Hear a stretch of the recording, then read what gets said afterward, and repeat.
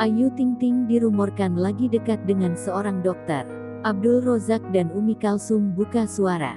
Kisah asmara pedangdut Ayu Ting Ting tak pernah lepas dari sorotan. Setelah jalinan asmaranya dengan Aditya Yusman kandas, kini Ayu belum kedapatan menggandeng kekasih baru. Namun pelantun lagu Sambalado itu dirumorkan sedang dekat dengan seorang pria. Namun Ayu membantahnya. Ibunda Bilkis Humairah Razak itu hanya tersenyum saat disinggung soal kedekatannya dengan seorang pria yang berprofesi sebagai dokter. Di tempat yang berbeda, ayah Rozak juga tak mau mengumbar kisah asmara sang putri. Dirinya meminta doa untuk jodoh Ayu Ting Ting. Sedangkan Umi Kalsum juga memberikan jawaban yang senada.